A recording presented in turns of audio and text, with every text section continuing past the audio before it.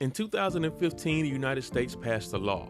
It was called the Commercial Space Launch Competitiveness Act, and buried inside it was one sentence that would change everything. It said that American citizens have the right to own the resources that they extract from space. Not space itself, just whatever you pull out of it. Now, you might be thinking, America's just one country. It doesn't change anything in the grand scheme of things. And you would be right, except the people writing those laws, that's exactly what they were counting on you to think. Because while the rest of us were living our lives, a very quiet land rush was already underway. All right, let's talk about it. To understand what's happening right now, we got to go back to 1967. The world was deep in the Cold War. The US and the Soviet Union were racing into orbit, and both sides were afraid that the other would get there first, plant a flag, and claim the whole thing. So the United Nations did what the UN does. They wrote a treaty. The Outer Space Treaty of 1967 would eventually be signed by over 100 countries, including the US, China, and Russia. And it says something pretty clear. No nation can claim sovereignty over the moon or any other celestial body. Space belongs to all of humanity. It is the common heritage of mankind. That's beautiful language. Very poetic. Here's the problem. That treaty was written to stop countries from claiming space. Didn't say anything about corporations. And that's not an accident. In 1967, the idea of a private company having enough resources to operate in space was science fiction. Nobody thought to close the door because nobody thought anyone was capable of walking through it. And for 50 years, they were right.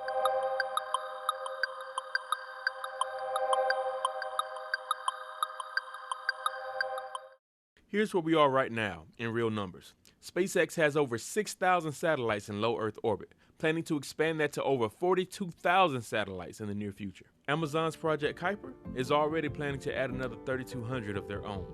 OneWeb, Telesat, Chinese state-backed constellations, all of them planning to add to what's already up there. And here's the thing about low Earth orbit. It's not infinite. There are only so many orbital slots that work, and so many radio frequencies that don't interfere with each other. Think of it like beachfront property. Once it's gone, it's gone. And the companies that get there first, they get to stay. Everyone else has to work around them. Now zoom out, way out, past the moon, past the satellites, all of it. There are asteroids in our solar system with more platinum, gold, and rare earth metals than humans have mined in the entirety of our entire human existence. One asteroid, 16 Psyche, is estimated to contain enough iron and nickel to be worth $10 quintillion. Yeah, I thought the number was fake too. But companies like Astroforge and TransAstra are already building the technology to go and get it. And the moon? Helium-3 is a rare isotope.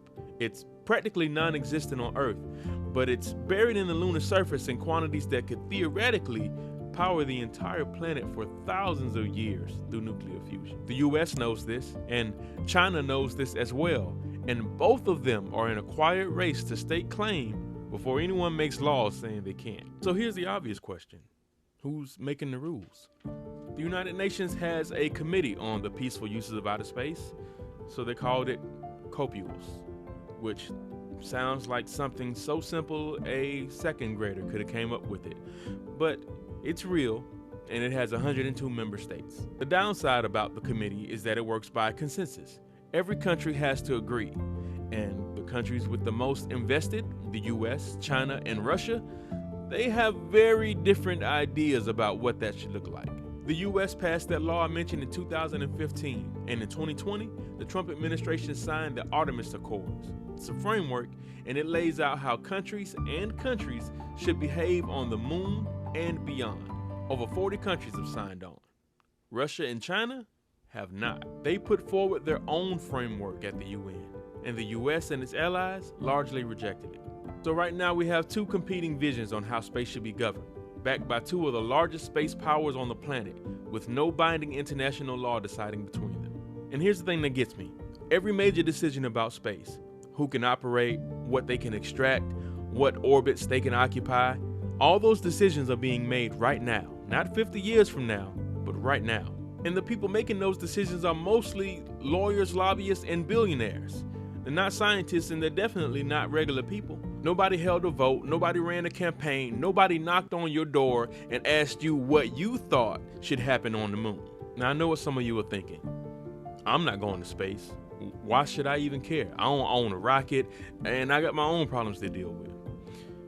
And trust me, I hear that. But here's why I think we should care. The satellites that are going up right now, they're not just for Starlink internet. We're talking weather forecasting, GPS, air traffic control, disaster response.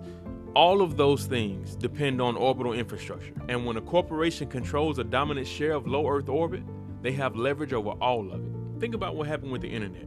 We built this wonderful shared resource, but then handed the architecture to a handful of companies before we even knew what we were doing with it.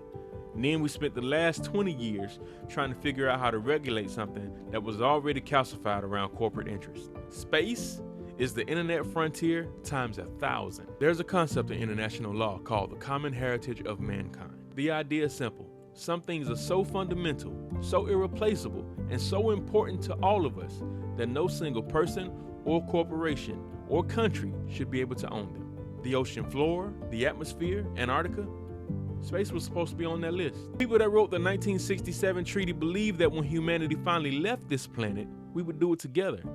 That the cosmos wouldn't be claimed by the person that had the best lawyers or the most money. They were idealists. Or maybe a little bit naive. Or maybe they were just writing the rules before the game was rigged. The question for our generation isn't whether we're going to space, because we're going. The question is whether we go as humanity or as a customer base. If this got you thinking, drop your take in the comments below. I read everything. And if you want to dive deeper into the 1967 Outer Space Treaty or the Artemis Accords, I'll link some resources down below. I'm Dex. Thank you for watching. Catch you in the next one.